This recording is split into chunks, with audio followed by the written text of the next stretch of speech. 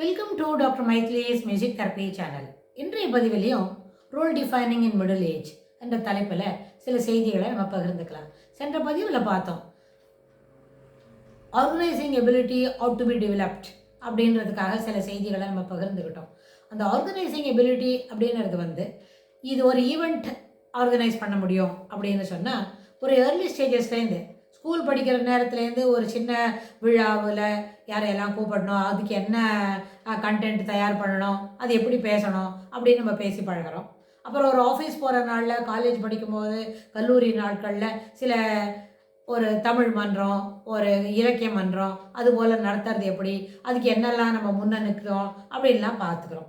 அதெல்லாம் கற்றுக்கிறோம், இல்லை அதில் ஒரு எபிலிட்டியை வளர்த்துக்கிறோம் அப்படின்னு சொன்னால், ஒரு ஸ்டேஜில் இதெல்லாம் கொஞ்சம் கொஞ்சமாக இது ஒரு டேலண்ட் இல்லை, இது ஒரு எபிலிட்டி அப்படின்னு நம்ம வளர்த்துக்கிட்டே வந்தோமான, அப்பப்போ ஒரு கெட் டுகெதர் பண்ணுறோம். ஒரு வீக்கெண்ட்ஸில் ஒரு பார்ட்டி போல், ஒருத்தருக்கு பர்த்டேனா அன்றைக்கி ஒரு பார்ட்டி ஆர்கனைஸ் பண்ணுறோம். அந்த பார்ட்டி ஆர்கனைஸ் பண்ணுறதுன்னா எல்லோரும் ஒன்றா உட்காந்து பேசுகிறது மட்டும் இல்லை, அதில் நம்ம எல்லாரோடையும் சேர்ந்து பேசுகிறதுக்கு இல்லாமல் அங்கே என்ன சாப்பிட்றதுக்கு, அவங்களோட என்ன நம்ம புதுசாக ஒரு கிஃப்ட் கொடுக்கறது, சர்ப்ரைசிங் எலிமெண்ட்டை என்ன பண்ண முடியும், ஒரு கேம் போல் ஒன்று நடத்துறது அப்படின்னு ஒரு விழானா அந்த விழாக்குள்ளே என்னெல்லாம் இருக்கணும் அப்படின்றதெல்லாம் யோசித்து அதை நம்ம பண்ணுறதுக்கு அது ஒரு எபிலிட்டி போல் இருந்ததுன்னா, ஒரு ஈவெண்ட் ஆர்கனைஸ் பண்ணணும், ஒரு பெரிய விழா எடுக்கணும். அந்த விழாவில் என்னெல்லாம் இருக்கும், அந்த எண்ணெயெல்லாம் எத்தனை விதமான சைடில், எத்தனை விதமான ஆங்கிளில் அந்த விழாவை முழுமையாக நிறைவு கொள்ளதாக செய்யணும் அப்படின்னா, அதுக்கெல்லாம் யோசிக்கிற ஒரு திறமையை வளர்த்துட்டா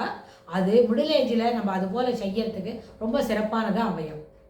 ஒரு பெரிய விழா எடுக்க போகிறோம் அப்படின்னா, அந்த விழாவில் எத்தனை பிரான்ச் இருக்கும், எத்தனை ஏரியாவில் அதில் housekeeping, management, maintenance, engineering aspects, electrical implements, அந்த கலர்ஃபுல் லைட் அரேஞ்ச் பண்ணுறது, அப்புறம் தோரணம் கட்டுறது அப்படின்னு இதெல்லாம் சின்னதாக சொல்லலாம். ஆனால் there are many things behind it. அப்படின்னா ஒரு பெரிய அளவில் ஒரு 50 பேர் ஒரு நம்ம கீழே வச்சுட்டு பெரிய பெரிய அளவில் வேலை செய்ய முடியும் அப்படின்னு சொன்னால், இது போல் ஒரு ஈவெண்ட் ஆர்கனைஸ் பண்ணினா இதுவே ஒரு பிஸ்னஸாக நம்ம செய்ய முடியும். ஒரு வயசை தாண்டின பிறகு slowly we are learning it.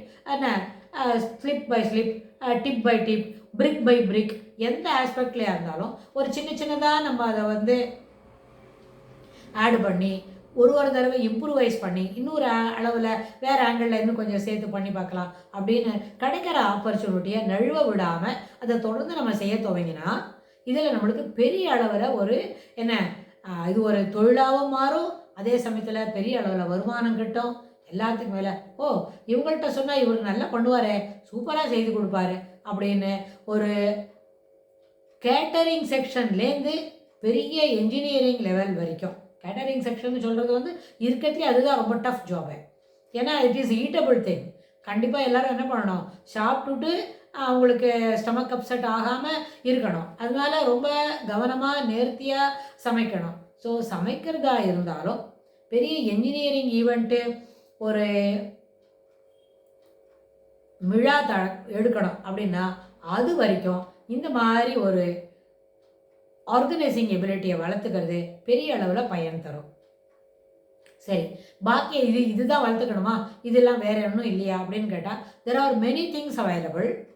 அவங்கவுங்களுக்கு எதில் ஒரு டேஸ்ட் இருக்கோ, எதுக்கும் டேஸ்ட் இல்லை அப்படின்னு சொல்லி இல்லாமல் எதுலையான ஒரு விதத்தில் ஒரு ஏரியாவில் ஒரு இன்ட்ரெஸ்ட் வளர்த்துக்கிட்டு அந்த விருப்பத்துக்கு ஏற்ப அந்த விருப்பத்தை நிறைவு செய்வோம். அந்த விதமாக நிறைய அளவில், அதே சமயம் நிறைய அளவுன்னா பெருசு, பெரிய அளவுனா ரொம்ப இன் டீப் அப்படின்னா இன் டெப்த் அளவுக்கு நம்ம அந்த விஷயங்களை தெரிஞ்சு அதை பயன்படுத்திக்கிறது சிறப்பு தரும்.